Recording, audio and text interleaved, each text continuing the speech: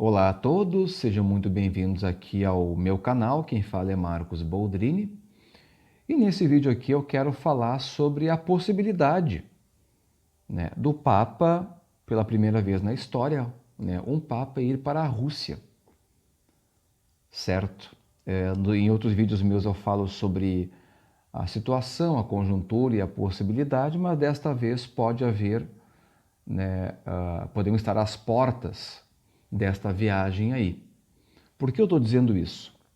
Recentemente, o Lucas Gelásio, que é um dos fundadores, ou o fundador aqui do Centro São Miguel Arcanjo aqui em Porto Alegre, é um centro de estudos e reuniões, onde eles discutem uma série de assuntos ligados principalmente à religião, à cultura, enfim.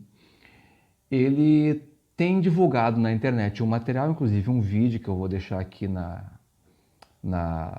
descrição deste vídeo, sobre as profecias de um padre gaúcho, um padre chamado Oliveira, Padre Oliveira, que tem aí visões proféticas. E o Lucas divulgou algumas visões dele. Inclusive nesse vídeo está mais detalhado o que são essas visões, com datas e tudo mais. Eu vou ler aqui um trecho que fala exatamente sobre a viagem do Papa à Rússia, mais especificamente a Moscou, e que também é o conteúdo da profecia de Nossa Senhora do Carmo de Garabandal, que apareceu na Espanha entre 1961 e 65, onde ela cita uma viagem do Papa a Moscou especificamente, ela cita o nome da cidade. Mas vamos aqui ao texto, que o Lucas Gelásio reproduz do Padre Oliveira. Ele teve esse relato, é do dia 11 de fevereiro de 2020, quando o Padre Oliveira consagrava a Eucaristia durante uma missa. E aqui estão as palavras do padre, eu vou ler um trecho só, abre aspas. Foram 4 imagens nítidas. Primeiro, vi o Santo Padre entrando no avião, abanando para o povo e sorrindo.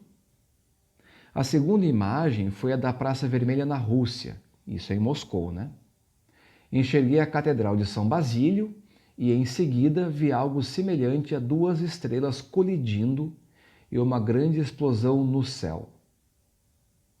Eu vou parar por aqui. As demais imagens são o velório do Bento XVI e o bloqueio da chegada do Papa ao Vaticano, que é mais pesado, assim. Esse caso do Vaticano aí também está na profecia de Garabandal, certo? Mas por que eu estou fazendo esse vídeo aqui hoje, neste momento? Porque eu fui dar uma olhada, nas notícias recentes sobre a relação do Papa com a Rússia, e no dia 26 de outubro, eu não tinha lido isto antes, saiu uma notícia da Catholic News Agency, a CNA, certo? Em que a Rússia, segundo o porta-voz da presidência da Rússia, o Dmitry Peskov, a Rússia está disposta, tem o desejo de conversar com o Papa. Vou reproduzir aqui numa tradução livre, está em inglês, mas vou fazer minha tradução, certo? Diz aqui o Dmitry Peskov no dia 25 de outubro, numa conferência para a imprensa. Ele diz o seguinte: nós, o governo russo, nós desejamos discutir tudo isto, a situação na Ucrânia, com os americanos, os franceses e o pontífice. Fecha aspas.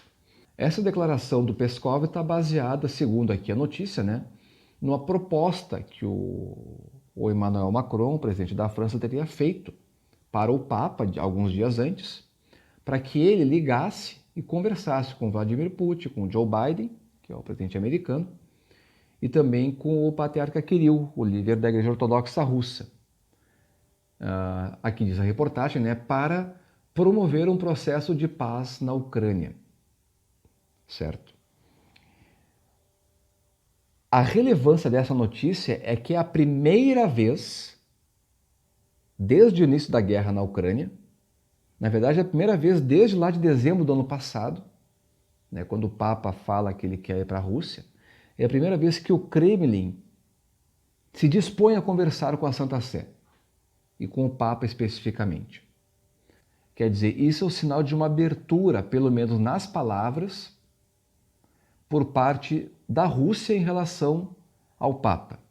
Porque até então, o que aconteceu? Lá em dezembro do ano passado, o Papa havia falado na viagem de volta que ele fez para o Chipre e para a Grécia, que ele desejava ir para Moscou. E na época logo falaram, a profecia de Garabandal e tal. Né? Isso foi em 6 de dezembro do ano passado. E quando começou a guerra na Ucrânia, ele visitou a embaixada russa no dia seguinte da invasão, que começou dia 24 de fevereiro, e fez uma série de fez pedidos para o governo russo para conversar, não houve resposta. Conversou com o patriarca de Moscou, se encontrou com o metropolita, que é o chefe do departamento de relações exteriores dessa igreja, da igreja russa.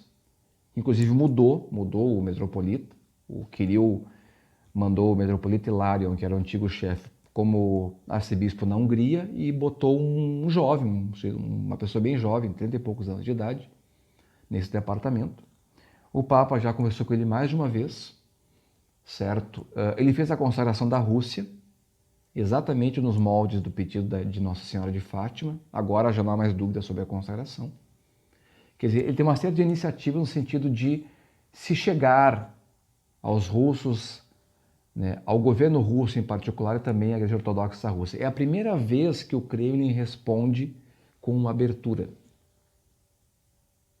Quer dizer, isso é um sinal sutil, mas muda o grau da relação. Estão entendendo? Quer dizer, há uma receptividade pela primeira vez. E segundo, aqui voltando ali a mensagem que o Lucas Gelásio comentou e que é do Padre Oliveira, né, as visões do Padre Oliveira vêm acompanhadas de datas. E segundo coloca ali o Lucas, né, essa viagem do Papa está relacionada ao ano de 2022. Então essa viagem pode acontecer ainda esse ano? Pode. Mas por que ela pode ainda acontecer esse ano? Porque, e agora o ponto central desse vídeo, porque a viagem para a Rússia é algo de extrema sensibilidade. Seria inédito e certamente traria forte resistência dentro da Rússia a esta viagem. Portanto, uma estratégia possível é que a viagem seja anunciada imediatamente antes dela acontecer. E dou aqui um precedente já.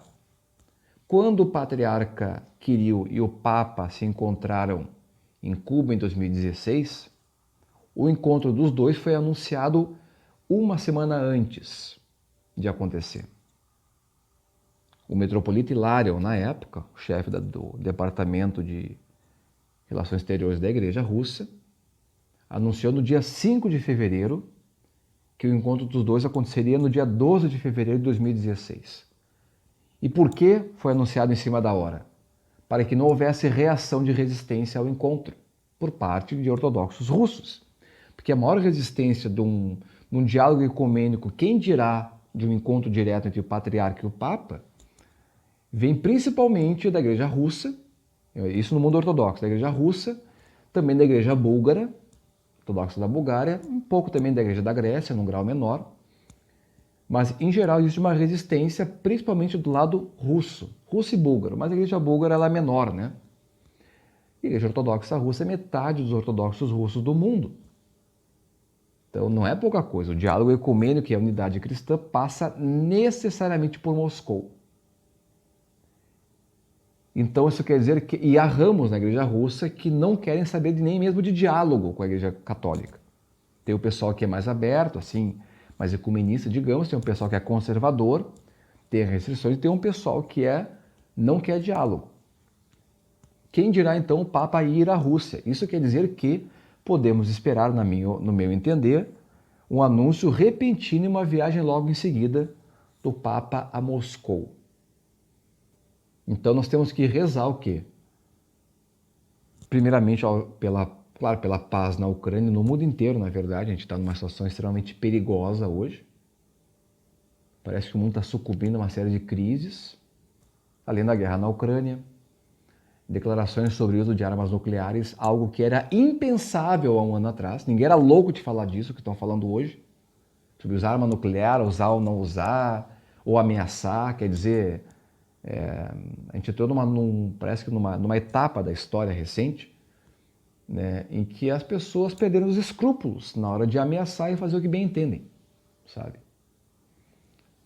E também rezar pela unidade cristã, certo? Então vamos adiante. A gente vê agora muita gente rezando no Brasil em função da situação atual. O Espírito Santo está soprando. E para mim não é coincidência que justamente agora aí veio o Lucas Gelásio falar desse Padre Oliveira que tem tido visões já faz algum tempo, certo? Então, são sinais dos tempos, né? Então, rezemos, vamos pedir a Nossa Senhora de Fátima e a Nossa Senhora Jesus Cristo pela conclusão, pela melhor conclusão desse conflito das coisas do mundo hoje e também por nós todos pela paz pessoal nossa e de nossas famílias, certo? Um abraço e até a próxima.